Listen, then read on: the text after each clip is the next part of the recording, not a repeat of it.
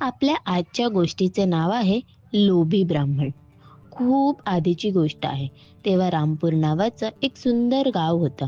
त्या गावात एक लोभी ब्राह्मण राहत होता. लोभी म्हणजे हावरट. तो ब्राह्मण एकटाच राहायचा. जे लोक मंदिरात यायचे ते त्याला जेवण किंवा अन्नधान्य देऊन जायचे.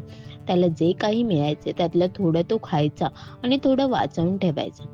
तो त्याचं जास्तीचं अन्न त्याच्या पोटलीमध्ये साठवून ठेवायचा. मग तो जास्त अन्न वाचवायला लागला आणि कमी खायचा. हळूहळू त्याची पोटली मोठी होत गेली. त्याने अशा बऱ्याच पोटल्या भरून ठेवलेल्या. तो ब्राह्मण त्या पोटल्या त्याच्या डोक्याजवळ नाही तर आजूबाजूला घेऊनच झोपायचा, जेणेकरून झोपताना पण त्याला पोटलीकडे लक्ष देता येईल. कारण तो झोपताना पण पोटलीकडे लक्ष द्यायचा, म्हणून त्याला विचित्र विचित्र स्वप्न यायची. एकदा त्याला दुष्काळाबाबत एक स्वप्न पडलं.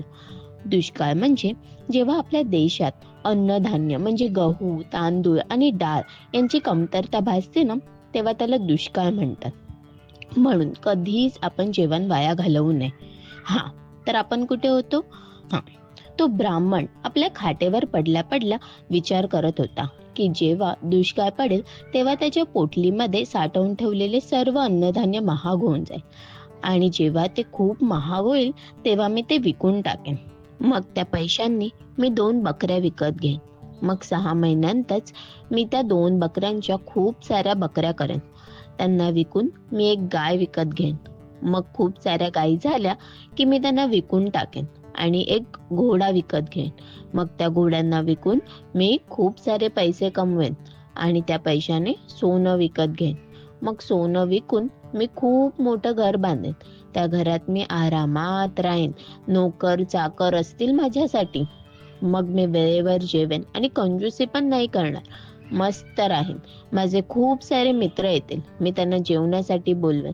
मग काही दिवसांनी मी लग्न करेन आणि लग्नानंतर आम्ही लगेच बाळ करू.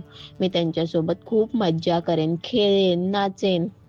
ब्राह्मण आपल्या स्वप्नांमध्ये एवढा गुंग झाला की तो उभा राहून नाचू लागला. नाचता नाचता त्याच्या लक्षात आले की झोपायला जायच्या आधी तो चुकून बाथरूम मधील नळ चालू ठेवून आला होता. त्यामुळे त्याचे सर्व साठवलेले धान्य पाण्यात भिजून खराब झालं.